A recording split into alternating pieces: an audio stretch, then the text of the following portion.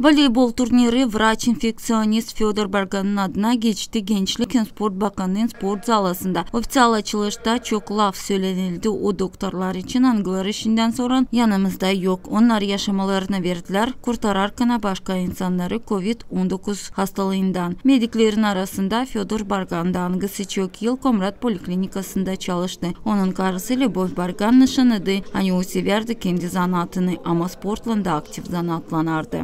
Волейбол – это не единственный вид спорта, который его интересовал.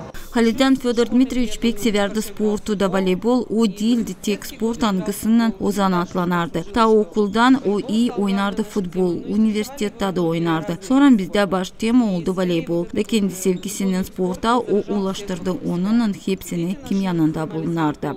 Serbest vakitinde 20 yıldan ziyade Fyodor Bargan gelerdi zalaya, nerede geçirerdi sınışları dostlarının türlü spor çeşitlerinde ama en pek severdi voleybolu. Açılışta Gençlik Sport Bakanı'nın başı Sergey Stoyanoglu vurguladı ki bu turnir ileri olacak adetçesine. Bizim Komrat'ın kasabasında şimdi ikinci yıl sıradan geçiyor turnir voleybolcuların arasında hani başlayacaklar Fyodor Dmitrievich Bargan'a o adam hani ilaçlardı, insanı bu kara hastalıktan COVID-19. İşte ikinci yıl bir sonu geçiririz de Fyodor Dmitrievich pek bu voleybolu beğenerdi de hani o beğenerdi o kadar çok vakit o verirdi kendi yaşamasından voleybola biz Soçi'de onun adına da bu turnirde geçiririz. Maçlar komandaların aralarında kızgındı hem meraklıydı çünkü pay aldılar nice gençler öyle de veteranlar. Voleybol ta küçükten çıkıttım oynama pek beğenir. Hem de мало как бы нутра может, не такая опасная игра, değil de.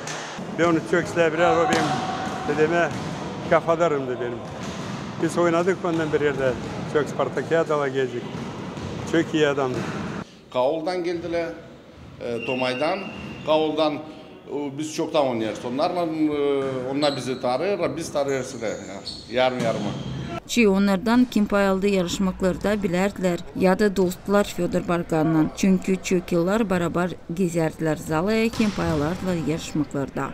Мы одна семья. Семья, которая состоит из друзей, из коллег. Очень много времени мы провели вместе на работе. Biz bir büyük aile sangısı kurulu dostlarla, kolegalarla. Çok vakit biz geçirdik bile işte. Daha çok işte ne kadar serbest vakitinde. Da bu turnir topladı hepsi bakışları ki anma insanları angıları geçindiler. Güreşerken bu infeksiyalan olsun bağlı onlara dini. Которые погибли в борьбе с такой страшной инфекцией, но приурочен он к дню смерти, к дню погибшего Fyodor Dmitrievича. Hepsi partiyaların oynamasından sonra yerler pay oldular. Puanlara göre bu takım ilk yeri Kavuldan voleybolistler kazandılar. İkinci yerde Medik komandası Komrat'tan, üçüncü yerde Tomay komandası. Pay alanlar kararladılar verilmiş para bağışlarını koyma anmak sofrasına. Medikler için angıları verdiler yaşamalarını pandemiye vakitinde. Zinede Kansa Sergey Georgiev, Alexey Gerchuk, haberler.